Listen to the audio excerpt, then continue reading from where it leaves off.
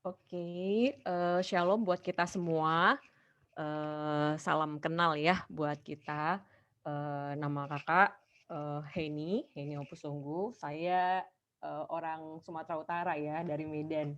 Tapi puji Tuhan ternyata kecanggihan teknologi ini bisa dipakai, apa ya, untuk membuat jarak itu semakin dekat gitu ya, nggak perlu, naik pesawat gitu, Kakak udah bisa bertemu dengan adik-adik di Undip gitu, salam kenal. Saat ini Kakak melayani sebagai, sekretaris BPC Perkantas Sumbagut dan juga masih tetap punya KTB dan juga masih memimpin KTB, ada 3 KTB yang Kakak pimpin. Satu KTB mahasiswa angkatan 2017, satu KTB koas angkatan 2015, dan satu KTB alumni. Mereka angkatan 2012 udah mencar kerjanya di seluruh Indonesia. Dan saat ini juga sebagai tim pendamping pelayanan di, kalau di Medan tuh KMK ya, sama sih KMK dengan PMK gitu. KMK Nomensen, UPFK-nya gitu. Kurang lebih, oh ya Kakak bekerja sebagai dosen saat ini walaupun dokter, tapi sudah lebih fokus sebagai akademisi di Kedokteran Nomensen Medan. Mungkin kurang lebih seperti itu perkenalan kita. Kita akan sama-sama belajar. Ini sesi 1 ya. Di sini calon pengurus semua ya. Saya Kakak lihat ini 54 orang ini calon pengurus semua atau ada AKK? Hanya AKK yang ikut join juga.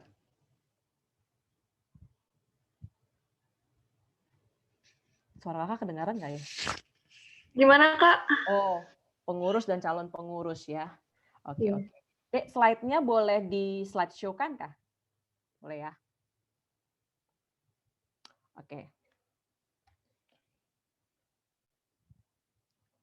Oke. Melihat sasaran yang disampaikan dari pengurus ke Kakak gitu ya untuk sesi 1 ini, Kakak mengambil temanya Becoming a True Follower of Christ gitu. Kenapa? Karena kita harus benar-benar belajar mengevaluasi diri kita gitu ya, bahwa oke, kita diselamatkan cukup dengan percaya, tetapi setelah itu ada hal yang harus dituntut dari kita sebagai bukti kita benar-benar percaya gitu. Kita akan sama-sama belajar di sini, dan ayat pertama untuk pembuka sesi ini Kakak ambil dari 1 Yohanes 2 ayat 6. Kakak suka ambil versi bahasa Inggrisnya ini. Ini cukup dalam ya. Dibilang whoever claim to live in him must walk as Jesus did. Ya. Jadi kalau bahasa Indonesia bilang kan, barang siapa mengatakan bahwa ia ada di dalam dia, ia wajib hidup sama seperti Kristus telah hidup. Nggak ada dibilang kalau siapa ngeklaim, kalau dia ngeklaim, dia bilang dia hidup di dalam Kristus, dia bilang dia percaya Kristus, gitu ya. Kalau gitu berarti dia seharusnya, kalau boleh, baiknya hidup seperti Yesus, bukan seperti itu dibilang. Tapi kalau versi Inggrisnya dibilang must, kalau bahasa Indonesia dibilang wajib. Jadi nggak bisa tawar-menawar. Ini cukup tip untuk kita benar-benar renungin di awal sesi ini. Next. Lalu yang menjadi pertanyaan, back dulu. Pelan-pelan ya, operator. Yang menjadi pertanyaan, apakah kita benar-benar pengikut Kristus yang sejati? Apakah kita adalah seorang murid Kristus yang sejati? Jadi ada sesi SGD bisa diperdalam setelah sesi ini ya. Next.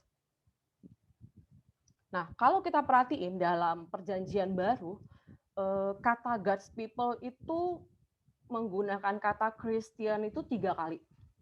Menggunakan kata believer itu 4 kali. Menggunakan kata saint atau orang kudus itu 62 kali. Tetapi menggunakan kata disciple itu 274 kali. Sangat banyak. Ada hal yang mau Yesus tekankan di sini. Ketika kau katakan kau percaya kepada Yesus, tidak cukup sampai di situ. Kita harus menjadi murid. Murid yang meneladani gurunya. Next. Nah, mungkin yang menjadi pertanyaan, siapakah yang dikatakan pengikut Yesus? Apakah karena ibadah, lahir di keluarga Kristen gitu ya, atau kita pernah angkat tangan saat KKR gitu ya, Tuhan aku padamu sampai nangis-nangis gitu ya, aku mau menerima Engkau sebagai Tuhan dan Juru Selamat hidupku, Tuhan terima kasih karena Kau telah memulihkan hidupku. Apakah begitu? Atau pakai aksesoris Kristen, salib atau gelang WWJD gitu ya. Atau next, baca buku. Banyak tuh, kayak misalnya The Purpose Driven Life, atau tuh buku yang fenomenal Rick Warren, The Purpose Driven Life, atau John Stott, murid yang radikal, baca buku murid yang radikal gitu ya.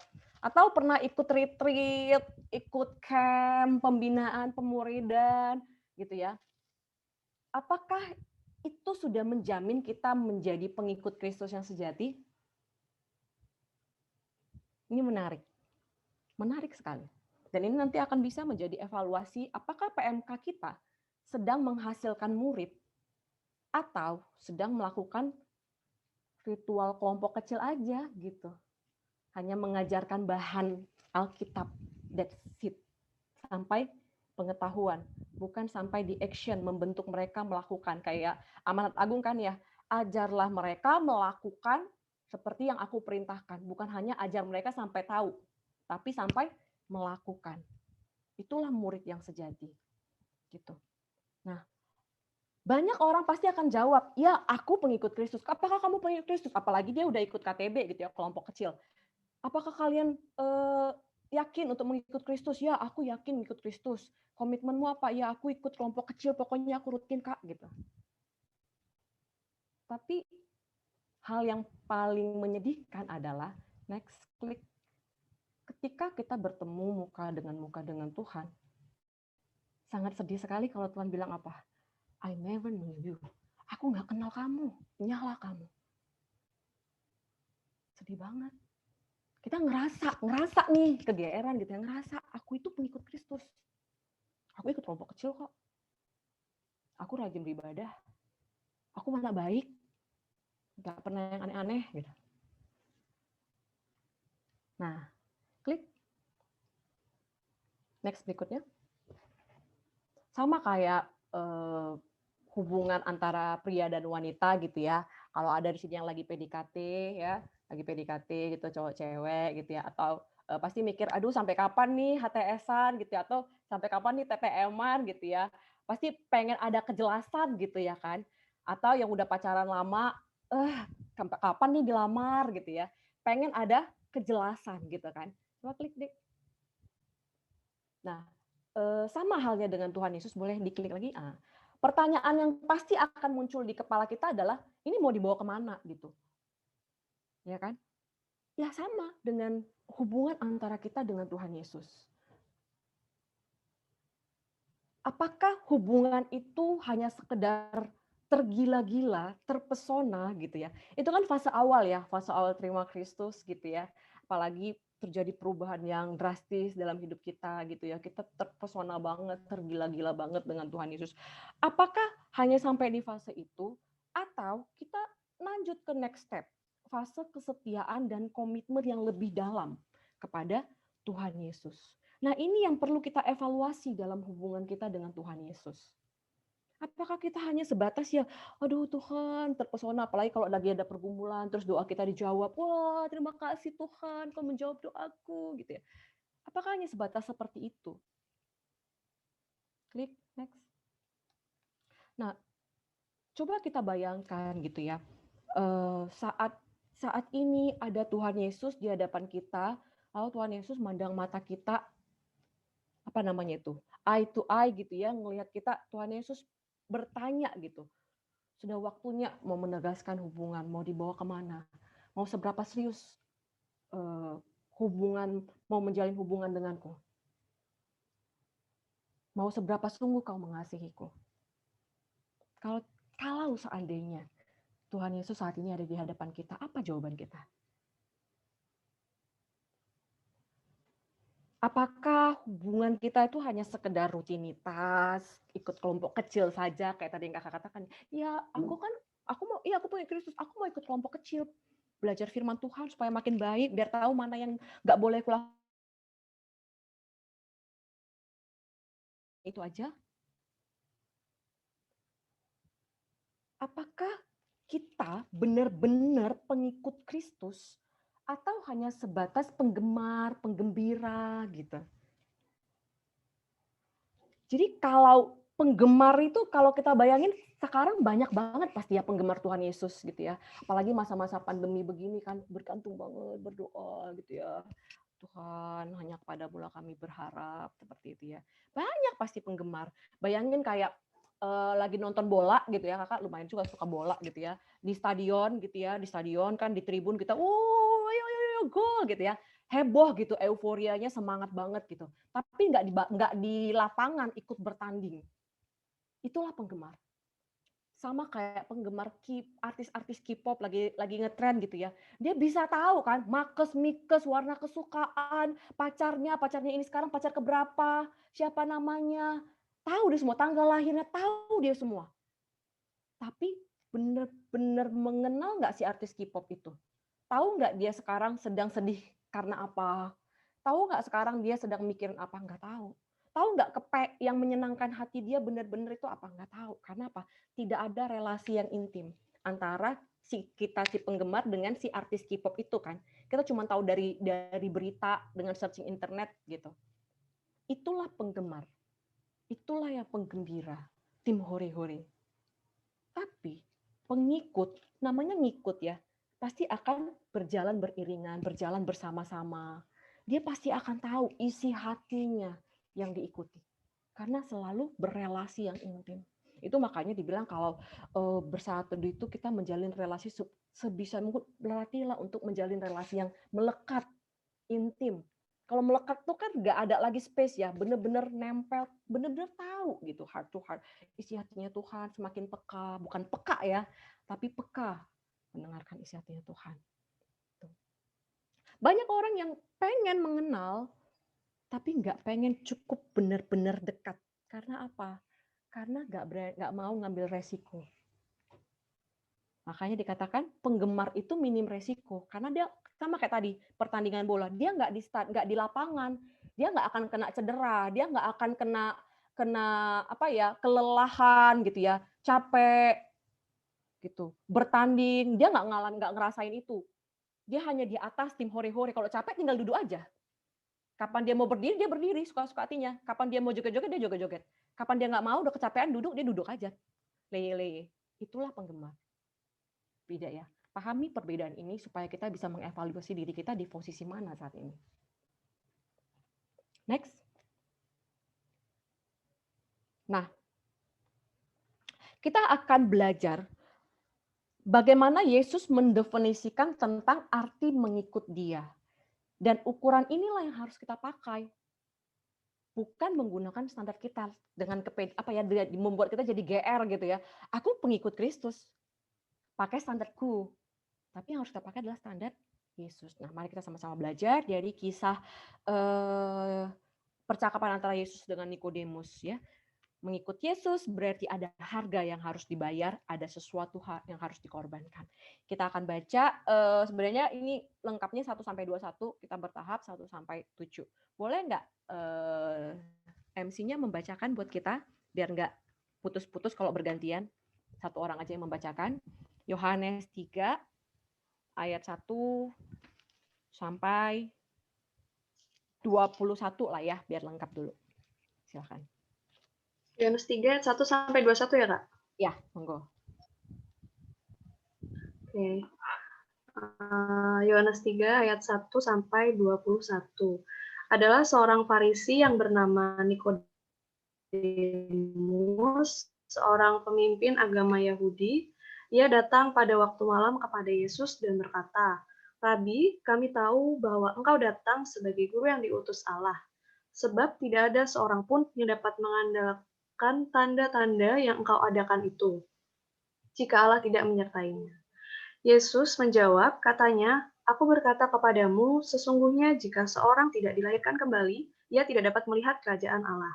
Kata Nikodemus kepadanya, bagaimanakah mungkin seorang dilahirkan kalau ia sudah tua? Dapatkah ia masuk kembali ke dalam rahim ibunya dan dilahirkan lagi? Jawab Yesus, aku berkata kepadamu, sesungguhnya jika seorang tidak dilahirkan dari air dan roh, ia tidak dapat masuk ke dalam kerajaan Allah. Apa yang dilahirkan dari daging adalah daging, dan apa yang dilahirkan dari roh adalah roh. Janganlah engkau heran, karena aku berkata kepadamu, kamu harus dilahirkan kembali. Angin bertiup kemana ia mau, dan engkau mendengar bunyinya. Tetapi engkau tidak tahu dari mana ia datang atau kemana ia pergi. Demikianlah halnya dengan tiap-tiap orang yang lahir dari roh. Nikodemus menjawab, katanya, bagaimanakah mungkin hal itu terjadi? Jawab Yesus, engkau adalah pengajar Israel, dan engkau tidak mengerti hal-hal itu? Aku berkata kepadamu, sesungguhnya kami berkata-kata tentang apa yang kami ketahui, dan kami bersaksi tentang apa yang kami lihat. Tetapi kamu tidak menerima kesaksian kami. Kamu tidak percaya waktu aku berkata-kata dengan kamu tentang hal-hal duniawi. Bagaimana kamu akan percaya kalau aku berkata-kata dengan kamu tentang hal-hal surgawi? Tidak ada seorang pun yang telah naik ke surga selain daripada Dia yang telah turun dari surga, yaitu Anak Manusia. Dan sama seperti Musa meninggikan ular di padang gurun, demikian juga Anak Manusia harus ditinggikan, supaya setiap orang yang percaya kepadanya beroleh hidup yang kekal. Karena begitu besar kasih Allah akan dunia ini, sehingga Ia telah mengaruniakan Anaknya yang tunggal, supaya setiap orang yang percaya kepadanya tidak binasa, melainkan beroleh hidup yang kekal. Sebab Allah mengutus Anaknya ke dalam dunia bukan untuk menghakimi dunia, melainkan untuk menyelamatkannya oleh Dia. Barang siapa percaya kepadanya, ia tidak akan dihukum. Barang siapa tidak percaya, ia telah berada di bawah hukuman, sebab ia tidak percaya dalam nama Anak Tunggal Allah. Dan inilah hukuman itu. Terang telah datang ke dalam manusia, tetapi manusia lebih menyukai kegelapan daripada terang, sebab perbuatan-perbuatan mereka jahat. Sebab barang siapa berbuat jahat, membenci terang, dan tidak datang kepada terang itu, supaya perbuatan-perbuatannya yang jahat itu tidak nampak. Tetapi barang siapa melakukan yang benar, ia datang kepada terang, supaya menjadi nyata bahwa perbuatan-perbuatannya dilakukan dalam Allah. Oke, next slide. Kita coba kenali tentang Nikodemus ini siapa sih gitu ya. Nah, Nikodemus ini dia seorang anggota Sanhedrin ya. Dia seorang Farisi. Jadi anggota kelompok elit pemimpin agama Yahudi gitu ya. Jadi posisi dia itu cukup mentereng pada waktu itu gitu ya. Next. Klik. Nah, kalau kita lihat dari ceritanya, dia mengagumi Yesus, mengagumi semua tanda-tanda yang Yesus perbuat. Dan Nikodemus mengakui kalau Yesus itu berasal dari Allah. Tapi next kita lihat, menariknya dia datang pada malam hari. Kenapa? Supaya nggak ada yang tahu, supaya nggak ada yang lihat. Nanti banyak yang nanya, ngapain kau, ngapain? Kau kan pemuka agama gitu ya. Terlalu besar yang harus dikorbankan, terlalu besar harga yang harus dibayarnya. Ketika dia kalau jumpain Yesus di siang hari. Itu akhirnya dia memutuskan untuk berangkat menjumpai Yesus malam hari. Tapi disinilah aturan main yang Tuhan Yesus inginkan. Disinilah aturan main kalau kita mengatakan diri kita mau jadi pengikut Yesus. Ada harga yang harus dibayar. Kita harus benar-benar percaya diri, mengakui identitas kita di semua orang. Bukan berondok-berondok. Banyak nggak orang? Ya udah, aku percaya Yesus, tapi cukup dalam hatiku aja lah. Aku jadi anak baik, nggak usah lebay banget lah gitu. Aku juga kuliah di Undip juga mau jadi dokter, bukan mau jadi pendeta. Gitu. Ya udah cukup lah. Aku Yesus dalam hatiku. Gitu. Aku udah angkat tangan, aku udah pengakuan gitu ya. Nggak perlu orang tahu. Atau yang ikut retret tadi, yang ikut KKR di depan orang, wah aku Tuhan aku padamu lah gitu. Tapi nggak ada action. Nah, Nikodemus tipikal orang yang nyembunyiin, nggak pengen banyak yang tahu. Tapi Tuhan Yesus nggak mau begitu. Nah, tadi di awal Kakak bilang, kita harus mengikuti aturan mainnya Tuhan Yesus. Mendefinisikan pengikut Yesus yang sejati itu seperti apa. Next.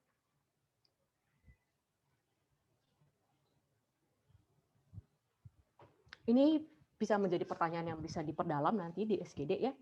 Sudahkah kita bayar harga dalam mengikut Yesus? Tadi pertanyaan yang sebelumnya, apakah kita hanya penggemar, penggembira, atau pengikut? Ketika kita pede bilang, aku pengikut. Lalu pertanyaan berikutnya, sudahkah kita bayar harga dalam mengikut Yesus? Sudah, kalau kalian jawab begitu. Apa saja yang telah kita korbankan sebagai pengikut Yesus? Waktu, tenaga, pikiran, perasaan, bahkan mungkin uang, ya kan? Apalagi kuliah di kedokteran saya cukup tahu, padat banget gitu ya, kuliahnya padat, gitu ya. Belum lagi ujian tiap 2 minggu gitu. Aduh, stres gitu, tingkat dewa. Harus mau melatih diri manajemen waktu supaya bisa melayani, ya kan? Me time-nya dikurangi ya, gitu. Apalagi kalau mau melayani, lebih banyak lagi. Nah, pertanyaan berikutnya, sejauh mana mengikut Yesus telah membuat hidup kita terganggu? Ya tadi, menghadapi kesulitan. Mungkin nggak sampai mati lah ya, terancam mati kayak zaman di Alkitab gitu ya, enggak. Tapi mungkin apa? Me time kita, atau mungkin sering jadi salah paham. Apalagi kalau sekarang belajarnya online kebanyakan gitu ya, banyak di rumah. Apalagi yang paling sering itu sekarang pergumulan adik PMK adalah sering bertengkar dengan orang tua kayak gitu ya, atau dengan adik abang. Ini udah Zoom terus, online terus kuliah, terus ini lagi katanya ibadah, pengisian, jam doa. Terus katanya mimpin KTB lagi. Kapan waktumu untuk di rumah gitu ya? Pertengkaran. Itu kan bagian dari mengusik ya, mengganggu kita yang bisa saja itu cara si iblis untuk menarik kita, udahlah nggak usah lah ikut-ikutan jadi pengurus, jadi anggota kelompok kecil aja. Ya kan? Banyak ya. Dan bahkan iblis itu kalau namanya dari baru terima Kristus itu kan naik level jadi anak murid, ikut kelompok kecil, ini lagi di-sharingkan jadi calon pengurus, itu kan kayak naik level dari SD kelas 1, kelas 2, kelas 3 ujiannya nggak akan mungkin sama ya kan, SD kelas 1, 1+1, SD kelas 2 mungkin 1x1 gitu ya, nggak akan sama, makin berat. Begitu juga yang dilakukan si iblis. Jadi tantangan dan godaannya lagi itu bukan dari diri sendiri lagi, malah dari orang-orang terdekat sekitar, orang tua kita mungkin, pacar kita gitu ya, dan yang lain-lain. Teman kita yang sering godain, udahlah ayolah kita nongkrong dulu sekali-sekali. Gitu ya. Atau ayolah nobar, mabar ya istilah main game gitu ya, mabar gitu, main bareng gitu. Apa yang sejauh ini mengikuti Yesus membuat hidup kita terganggu? Kalau kita merasa nggak ada terganggu, perlu dipertanyakan. Jangan-jangan kita masih berada di comfort zone. Jangan-jangan kita mau ngasih waktu untuk Tuhan itu kalau kita sedang punya waktu kosong. Bukan waktu yang memang kita khususkan, kita sediakan untuk Tuhan. Apalagi ini calon pengurus ya. Nggak akan mungkin kita cuma bisa ngasih waktu kosong. Kita memang harus sediakan waktu kita. Karena kita komit gitu untuk setahun ke depan. Ada harga yang harus bayar. Berarti itu melatih kita untuk mulai lihat nih dari jadwalku. Mana yang harus mulai kupangkas, mana yang harus benar-benar ku stop, mana yang harus mulai kukurangi, supaya aku bisa punya waktu untuk pelayanan. Next. Keinginan hati Nikodemus, dia mau percaya sama Yesus, mau ikut ajaran Yesus, tapi gak perlu ada yang tahu. Datang pada malam hari, cukup dia dan Yesus yang tahu. Ada nggak gitu? Supaya nggak ngancam, ya karena dia supaya nggak ngancam pekerjaan reputasi. Ada nggak gitu kan orang lagi PDKT gitu ya, yang cewek-cewek lah yang paling sering baper ya kan. Terus sama si cewek nunggu kapan ditembak, kapan dia dapat kepastian. Datang si cowok, iya aku sayang sama kamu, tapi cukup kita dua aja lah yang tahu, nggak usah orang tahu gitu. Mau nggak kalian cewek-cewek? Nggak mau kan? Pengen kepastian, ya kan? Pengen orang tahu bahwa dia itu milikku, aku milik dia. Ya nggak sih? Tuhan Yesus juga sama. Makanya dibilang Allah kita Allah pencemburu, ya kan? Allah bisa nggak buat kita semua jatuh cinta sama Tuhan dengan kekuatan sihir? Tling, seluruh manusia di bumi jatuh cinta sama aku, pokoknya tergila-gila sama aku. Bisa, bisa. Tapi Tuhan nggak mau seperti itu. Kenapa?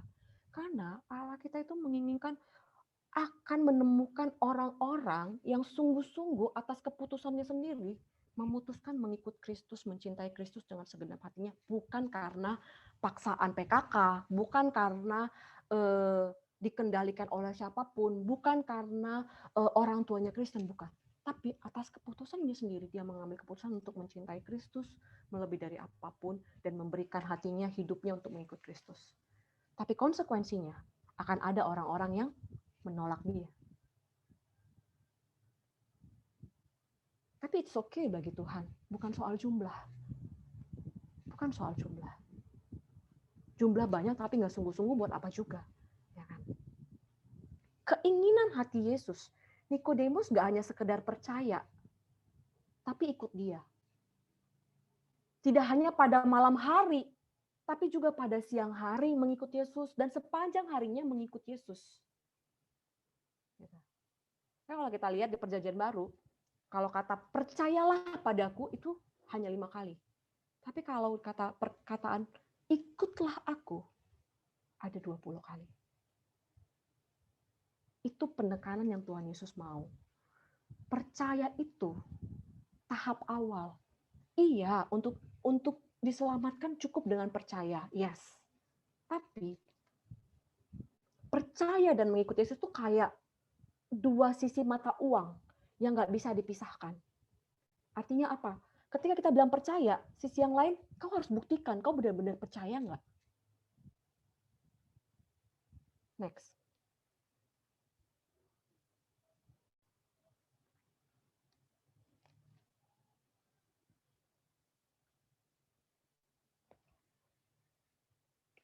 Di sini ada dua pertanyaan yang, sudahkah kita mengambil keputusan untuk percaya dan menerima Tuhan Yesus?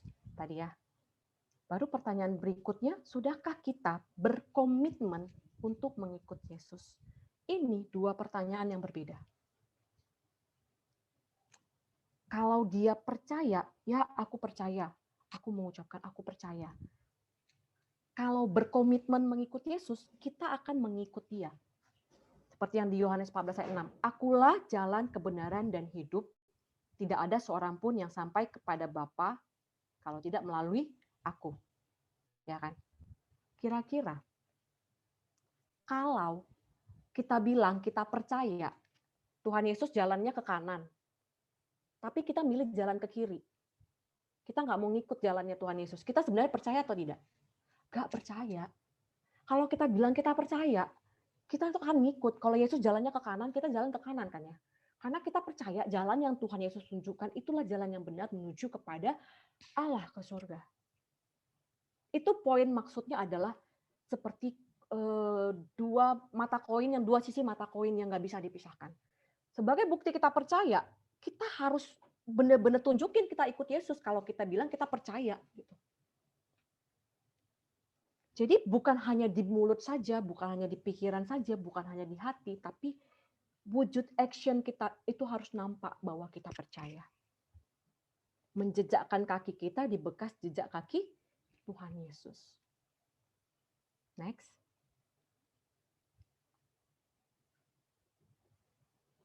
Yes. You can be a follower if you aren't willing to follow. Iya bener banget ya kan. Kalau kau nggak mau ngikut ke arah yang Tuhan Yesus bawa gitu ya, ya kita nggak bisa dibilang seorang follower gitu, nggak bisa dibilang sebagai seorang pengikut gitu. Ya kan? Dan Yesus bilang apa? Dan Jesus said to his disciple, if any of you wants to be my follower, you must give up your own way, take up your cross and follow me. Kau harus menyangkal dirimu, memikul salibmu, dan ikut aku. Kau harus berhenti punya pemikiran sendiri, punya rencana-rencana sendiri, punya planning-planning sendiri, benar-benar ikut sepenuhnya sama Tuhan, ya. Pikul salibmu dan ikut Yesus. Kakak bicara soal bapak orang beriman itu Abraham ya. Kalau Abraham itu selalu didefinisikan memiliki iman di atas rata-rata. Kenapa dibilang memiliki iman di atas rata-rata? Nggak tahu mau kemana, tinggalin kampung yang udah comfort zone-nya banget, kaya raya gitu ya, disuruh pergi kemana, nggak tahu kemana, ikut aja pokoknya. Mau jadi seorang pengurus, kan harus punya iman di atas rata-rata. Kalau enggak, akan banyak yang akan menggoncang iman kalian. Kalau kalian nggak punya iman di atas rata-rata, kalian bisa berhenti di tengah jalan. Daripada berhenti di tengah jalan, mending nggak usah mulai sama sekali. Sayang waktunya. Karena Tuhan Yesus juga bilang, yang suam-suam kuku akan dimuntahkan oleh Tuhan. Nah, mengikut Tuhan Yesus adalah komitmen 24 jam dalam sehari akan mengusik hidup kita. Jadi kita udah ready. Makanya berdoa calon pengurus itu bukan, Tuhan aku melayani atau tidak. Bukan. Karena namanya sudah, ketika kita terima Kristus, sudah sepaket panggilan kita untuk melayani. Jadi doanya bukan, Tuhan aku melayani atau tidak ya. Bukan. Yang perlu kita doakan adalah, kuatkan aku Tuhan untuk mampu setia sampai akhir, apapun tantangan yang akan kuhadapi nanti selama pelayanan setahun ini. Karena ya tadi, harus setia, siap sedia, komitmen 24 jam dalam sehari selama, kalau kepengurusan PMK Undip mungkin setahun gitu ya, untuk hidup kita terusik, hidup kita nggak nyaman, akan kemungkinan apapun. Makanya kalau dibilang udah level PKK, pemimpin kelompok kecil, level pengurus, calon pengurus, itu sebenarnya nggak boleh dipertanyakan lagi HPDT-nya. Itu udah memang harus dijaga, kayak kakak bilang tadi, melekat. Supaya apa? Saat teduh, berkomunikasi dengan Tuhan, berdoa, meminta kekuatan dengan Tuhan, supaya kita bisa menjalani satu hari itu dan berkemenangan, ya kan? Nggak jatuh.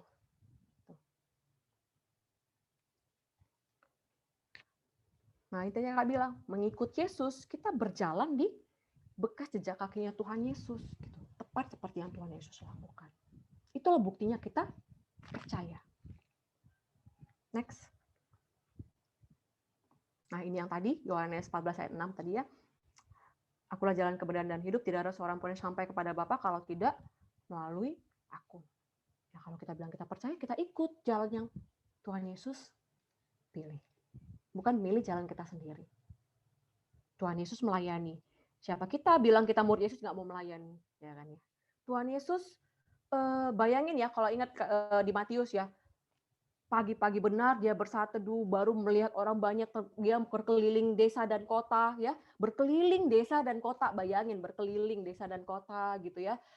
Dan setelah itu tergerak hatinya oleh belas kasihan, dia melayani, sampai malam dia menyembuhkan orang sakit, sampai malam nanti dia masih berdoa lagi, nggak ada waktu untuk lele. Jadi kalau dibilang kita mau melayani Tuhan, kita mau mengikuti Yesus, terus kita orangnya mageran, orangnya orang apa namanya, tipikal yang tiduran, main game, main sosmed aja gitu ya, dibilang nggak ada waktu melayani. Padahal kalau dihitung 24 jam waktunya untuk bersosmed, untuk rebahan itu habis gitu. Apalagi kalau dari rumah ini kan, kalau nggak ada kegiatan, ujung-ujungnya tempat tidur gitu ya. Ini perlu dievaluasi, benar nggak kita pengikut Kristus? Next. Kita akan kembali ke kisah Nikodemus. Boleh satu orang bacain yang Yohanes 7 ayat 45 sampai 52. Kita akan melihat turning point dari seorang Nikodemus yang awalnya masih sembunyi-sembunyi. Kita akan lihat yang di Yohanes 7. Boleh yang lain membacakan satu orang ayat 45 sampai 52.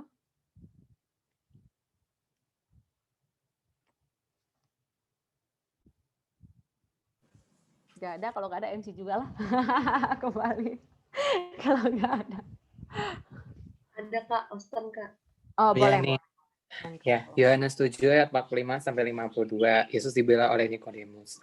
Maka penjaga-penjaga itu pergi kepada imam-imam kepala dan orang-orang Farisi yang berkata kepada mereka, "Mengapa kamu tidak membawanya?" Jawab penjaga-penjaga itu, "Belum pernah seorang manusia berkata seperti orang itu." Lalu jawab orang-orang Farisi itu kepada mereka, "Adakah kamu juga disesatkan? Adakah seorang di antara pemimpin-pemimpin yang percaya kepadanya atau seorang di antara orang-orang Farisi? Tapi orang banyak ini yang tidak mengenal hukum Taurat, terkutuklah mereka." Nikodemus, seorang dari mereka yang dahulu telah datang kepadanya, berkata kepada mereka, "Apakah hukum Taurat kita menghukum seseorang sebelum ia didengar dan sebelum orang mengetahui apa yang telah diperbuatnya?"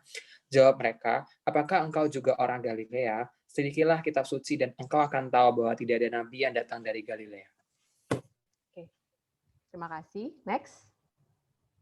Waktunya 10 menit lagi, mudah-mudahan dapat ya. Ya, kalau kita masuk di perikop yang ini adalah turning point dari Nikodemus, titik balik dari seorang Nikodemus. Dia dengan berani sekarang ini di perikop ini membela Yesus. Di sini ia mempertaruhkan karirnya, karena ini kan di depan ahli-ahli Taurat yang lain ya, gitu. Ia mempertaruhkan karirnya, reputasinya, terang-terangan membela Yesus kali ini.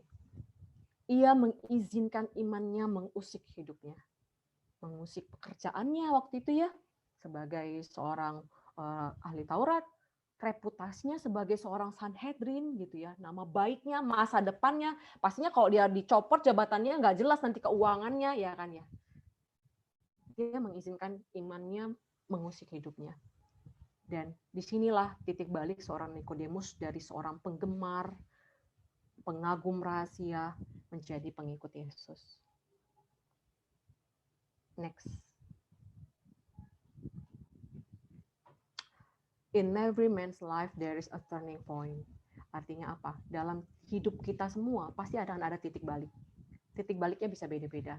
Ada yang waktu SMA, ada yang waktu ibadah penyambutan mahasiswa baru, ada yang sampai bahan kelompok kecil sampai bahan ke-10 juga belum dapat turning point-nya. Karena tergantung dia sudah selesai dengan dosa-dosa kesayangannya, ada dosa yang sudah masih dipegang atau tidak, kepahitan ya, luka batin yang belum beres, makanya para PKK harus kalau namanya habis mempeikan adik-adiknya, kalau kelompok kecil tuh harus dievaluasi tuh dosa-dosa yang masih melekat, seperti ya kalau istilah dosa kesayangan karena nggak diperbaiki, nggak di stop ya, nggak bertobat gitu ya, diulang terus jatuh terus tuh dosa kesayangan kesannya jadinya ya, atau ya tadi kepahitan, luka batin, atau terkait citra diri gitu ya, insecurity yang membuat dia nggak bersyukur sama Tuhan, membandingkan hidupnya sama orang lain, dan akhirnya kecewa sama Tuhan, akhirnya susah menerima Tuhan. Banyak hal yang membuat orang masih belum sampai di titik turning point-nya. Tapi ketika seseorang itu udah sampai di titik turning point-nya, itulah baru orang itu yang benar-benar wow, jor-joran bareng akan setia banget melayani Tuhan. Sama kayak contohnya Paulus. Ketika dia sampai di titik turning point-nya, dia akan total banget melayani Tuhan. Sudah selesai dengan dirinya. From a fan become a follower of Jesus Christ. Setiap orang akan mengalami momen ini dan seperti ini dalam kehidupannya. Dia akan sangat rela menjadikan Tuhan Yesus nomor 1 dibandingkan studi, pelayanan, panggilan hidup, teman hidup. Apalagi kakak tahu lah kalau namanya udah dari anak-anak FK itu ambisi studinya tinggi banget gitu. Kakak juga punya adik kelompok yang dulu seperti itu. Tapi ketika dia sampai titik turning point-nya, dia sampai di satu titik yang kenapa sih aku sampai jadi gangguan cemas gara-gara IP-ku turun? IP turun aja dia udah cemas, apalagi disuruh melayani makin tak mau lah, ya kan? Tak ada waktuku lagi untuk belajar, misalnya seperti itu. Tapi orang-orang yang udah sampai titik baliknya, itu sudah menjadi tidak ada apa-apanya. Sama kayak Paulus bilang di Filipi ya, pengenalanku akan Kristus membuat semuanya itu jadi sampah, tidak berharga oleh karena pengenalanku akan Yesus Kristus. Di Galatia juga dibilang, aku hidup, namun bukan lagi aku yang hidup, tapi Kristus yang hidup di dalamku. Dan hidup yang kuhidupi saat ini adalah hidup untuk melayani Kristus. Harus berani mengambil langkah iman yang radikal. Makanya sebenarnya kalau ada yang pakai gelang WWJD itu maknanya deep banget ya. What would Jesus do? Artinya apa? Dalam setiap hal dalam hidup kita, kita akan selalu bertanya, kalau seandainya Tuhan Yesus yang di posisi aku, apa yang akan Tuhan Yesus lakukan ya? Kalau aku sudah punya pergumulan ini nih, apa yang akan Tuhan Yesus lakukan ya? Ketika aku di-sharingkan ini untuk jadi calon pengurus, apa yang akan Tuhan Yesus lakukan ya? Kalau aku sedang ditantang dalam hal studiku untuk melakukan ketidakbenaran seperti ini, apa yang akan Tuhan Yesus lakukan ya? Jadi dia nggak sembarangan mengambil keputusan, nggak sembarangan ngomong, nggak sembarangan bertindak. Karena dia akan terus bertanya kepada Tuhan dalam saat teduhnya, dalam doanya. Tuhan, aku di posisi yang sulit. Orang tuaku menuntutku untuk punya waktu di rumah. Studiku sedang the drop. Tapi aku disaringkan jadi calon pengurus. Aku di posisi sulit, Tuhan. Kalau Tuhan di posisiku ini, apa yang akan Tuhan putuskan ya? Percayalah, Tuhan akan kasih hikmat sama kalian. Bukan jadinya menganggap yang satu terlalu penting, yang lain tidak penting, bukan. Tapi kalian akan diajari bagaimana menyeimbangkan hidup kalian. Makanya ketika orang mau men-challenge dirinya untuk terus mencari tahu kehendak Tuhan, percaya deh, nanti tahun depan kalian evaluasi diri kalian semakin bijaksana, kalian semakin termanage hidupnya.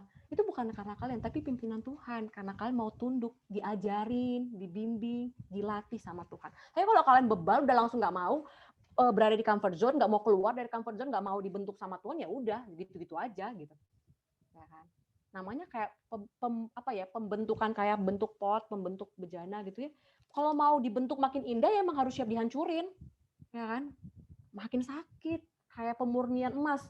Kalau belum murni makin ditambah suhunya supaya semakin murni, kotorannya terangkat. Ya memang begitu, tapi endingnya hidup kita jauh lebih indah, jauh lebih berkarakter, jauh lebih semakin serupa dan segambar dengan Kristus. Itu kan targetnya ya. Next. Nah, kalau nanti kalian baca di Yohanes 19 ayat 39, saat murid Yesus, murid-muridnya yang selama 3,5 tahun ngikut Yesus gitu ya, bersembunyi ketakutan gitu ya, berondok, takut terancam mati.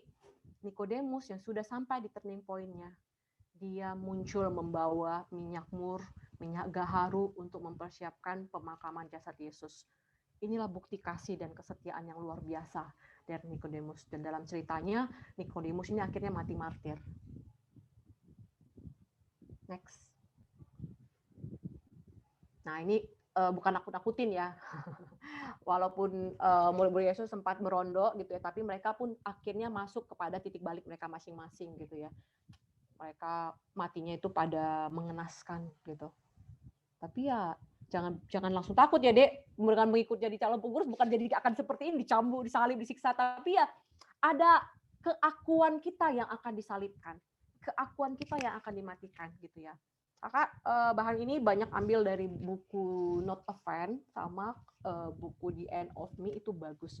Hanya orang-orang yang udah selesai dengan dirinya yang bisa totally ngikut Kristus. Kalau kau masih punya ambisi, ada hal-hal yang masih menjadi ambisimu, obsesimu, kau sulit mengikut Kristus. Kenapa? Kau nggak akan rela mengorbankan obsesimu itu. Tidak tercapai hanya karena melayani. Kau akan terus berada di comfort zone-mu. Jadi ya, itu mungkin bisa jadi evaluasi nanti ketika kalian sharing ya. Next. Obsesi apa, ambisi apa, ketakutan apa yang menjadi peganganmu? Tersisa 2 menit lagi. Wah. Oke ya, oke. Sebab kepadamu dikaruniakan bukan hanya untuk percaya kepada Kristus, melainkan juga untuk menderita untuk Dia. Setiap orang yang mau mengikut Kristus, dia harus menyangkal dirinya, memikul salibnya, dan mengikut Kristus. Next. Nah, ini slide-nya masih agak panjang.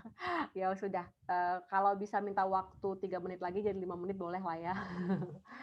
Nah, di sini pertanyaan pembanding, apakah kita hanya sekedar tahu tentang Yesus atau kita sungguh-sungguh mengenal Yesus? Ini 2 hal yang berbeda. Ini pengetahuan versus keintiman. Gitu. Next. Nah, kalau bahasa awalnya itu adalah yada. Yada ini pertama muncul di Kejadian waktu kisah Adam. Adam knew Eve, his wife gitu ya, mengenal dan dikenal secara utuh. Jadi kayak keintiman suami istri. Makanya selalu ibaratnya relasi kita dengan Tuhan itu kan kayak mempelai wanitanya Kristus gitu ya. Melekat, intim. Baik secara fisik, secara mental, secara perasaan melekat gitu. Jadi keintiman yang seperti itulah yang Tuhan Yesus inginkan. Gitu. Next. Nah ini mungkin nggak sempat lagi kita baca ayatnya ya. Ini kisah tentang perbandingan antara Simon orang Farisi dengan perempuan berdosa. Tahu versus mengenal. Waktu itu kan Yesus datang ke rumah Simon orang Farisi gitu ya. Terus waktu itu datang seorang perempuan berdosa. Dia nangis dibasahinya kaki Yesus dengan air matanya, baru dilapnya dengan rambutnya, baru dikasihnya wangi-wangian. Nangkep ya ceritanya ya. Next. Nah, yang menjadi pertanyaan di sini adalah siapa yang paling mirip dengan kita? Simon orang Farisi atau perempuan berdosa itu? Kapan terakhir kali kita mengalami momen yang sebegitu intimnya dengan Yesus? Dalam doa kita, dalam saat teduh kita, kita sampai menangis, terharu, yang sampai mengalir air mata gitu ya. Aku ini berdosa banget gitu ya, terus berulang kali jatuh kepada dosa itu, tapi Tuhan sabar banget ya. Ngampunin aku, kasih aku kesempatan, terus aku tetap dijaga dalam komunitas pelayanan ini, ikut KTB, diteguhkan bukan dihakimi sama kawan-kawan KTB-ku, malah aku disaringkan jadi calon pengurus. Siapa aku nggak layak gitu. Kapan terakhir kali kita menunjukkan kasih kita kepada Kristus tanpa malu, tanpa takut dicap sok suci, anak kudus, anak PMK ini anak-anak suci, anak nabi-nabi semua ini di PMK, misalnya tanpa harus takut seperti itu, tanpa harus takut kehilangan teman. Apakah kita benar-benar yada dengan Allah, dengan Yesus? Apakah kita benar-benar mengenal dan dikenal oleh Yesus? Next. Mungkin itu bisa jadi perenungan ya, nanti secara pribadi, terutama ambil waktu nanti malam berdoa secara pribadi, Tuhan, aku ternyata apakah aku benar-benar udah benar-benar berrelasi yang intim dengan Tuhan, atau ternyata Tuhan udah lama nunggu aku, tapi aku yang sok sibuk gitu. Dan satu tantangan seorang pelayan adalah terlalu sibuk mengerjakan program sampai dia mengabaikan relasi dengan Tuhan. Hati-hati ya. Mungkin nanti kakak abang yang pengurus boleh berbagi kepada adik-adik, bahkan ketika kalian men-sharingkan kejatuhan kalian, itu boleh menguatkan mereka loh. Gitu. Jangan merasa malu menceritakan kejatuhan kalian. Karena kalau kalian nggak menceritakan kejatuhan kalian dalam hal relasi yang semakin jauh dari Tuhan, nggak akan ada perubahan untuk PMK kita. Itu selalu kakak tekankan. Jangan merasa paling baik. Takut nanti adik-adik mencap, ih kayak gitu kali kakak ini ternyata ya. Enggak. Ya, percayalah ketika kita berani menceritakan kejatuhan kita, membuat adik-adik ini menjadi semakin percaya diri melayani Tuhan. Oh, ternyata menjadi pelayan Tuhan bukan orang sempurna kok. Mereka juga orang berdosa dan pernah jatuh. Tapi kita sama-sama berjuang bangkit lagi yuk. Itu tujuan dari pelayanan kita. Ya. Next, mungkin karena waktunya sudah habis, kakak hanya akan bacakan hambatan mengikuti Yesus ya. Motivasi ini yang harus terus dimurnikan ya. Motivasi, prioritas, totalitas ya. Motivasi supaya terkenal baik, populer, supaya dikenal orang yang aktif melayani, anak kudus gitu ya. Prioritas, belum Yesus yang menjadi prioritas. Nanti dulu aku mau ikut Yesus, aku mau menguburkan orang tuaku dulu, tanya orang tuaku dulu gitu ya. Itu kan kisahnya ya. Nah, kalau masih ada pertimbangan studi, kekhawatiranmu bicara udah punya pacar, nanti misalnya pacarmu nggak setuju karena memang mungkin kalian pacarmu nggak ikut KTB, misalnya seperti itu. Nah, nanti itu bisa diceritakan ya. Atau finansial bisa juga ya, nanti akan banyak nge-zoom, uang sakuku terbatas Kak, gitu ya. Mungkin kakak-kakak pengurus juga boleh mendengarkan ya.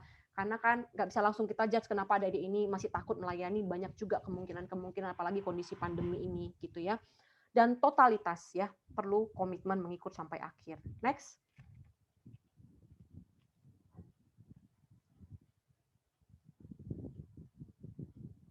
Ini sudah ya, mengutamakan Yesus, rela pikul salib, dan melepaskan keakuan. Keluar dari comfort zone. Next. Ya. Mengikuti Yesus nggak semudah mengucapkannya. Hubungan yang ingin dijalin menuntut keseluruhan hati kita, dan syarat ini nggak bisa ditawar-tawar. Pastikan kita tahu berapa besar harga yang harus dibayar.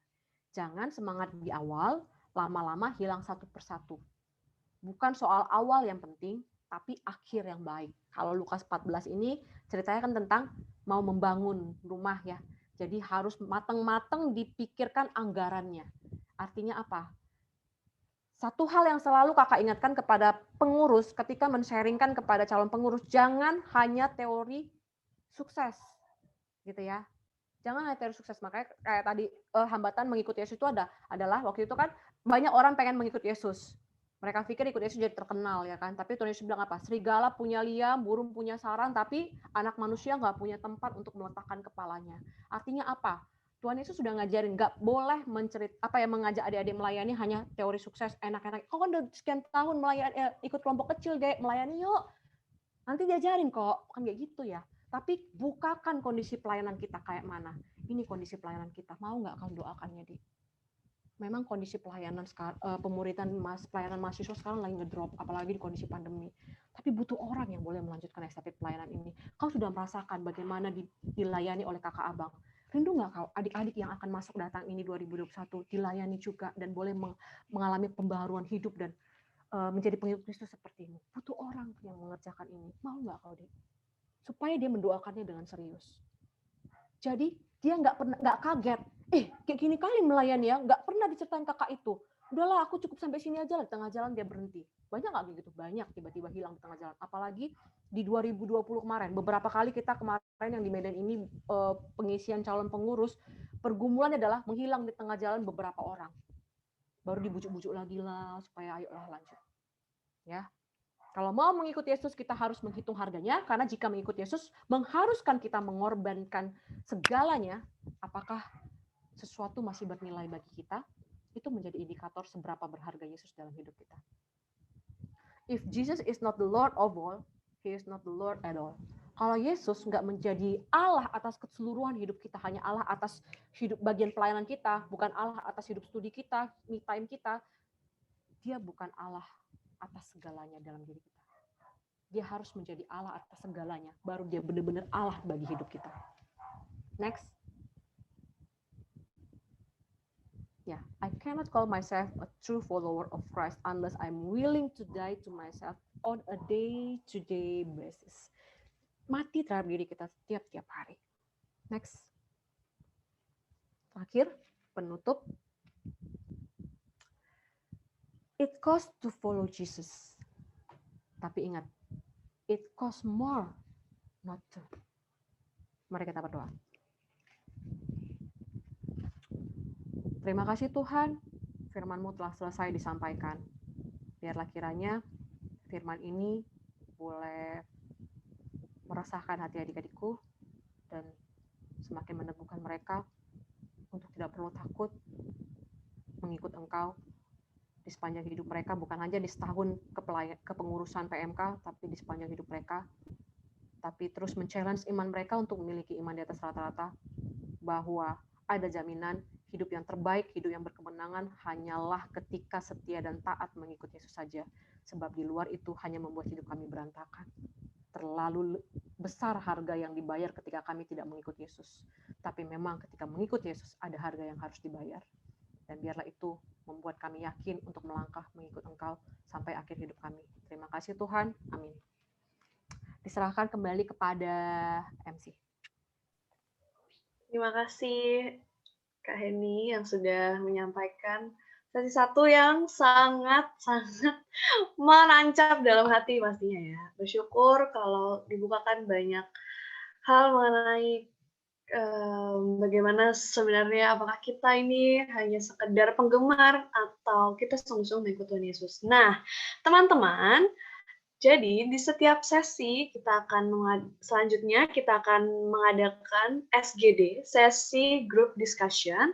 Jadi untuk teman-teman bisa accept nanti kalau misalnya ada pemberitahuan untuk join ke breakout room. Gitu. Silahkan Kak Tata yang Oke, kubuka ya roomnya. Ya. Yuk di-invite guys, di-accept. Yang nggak dapat pemberitahuan berarti di main room ya, ini aku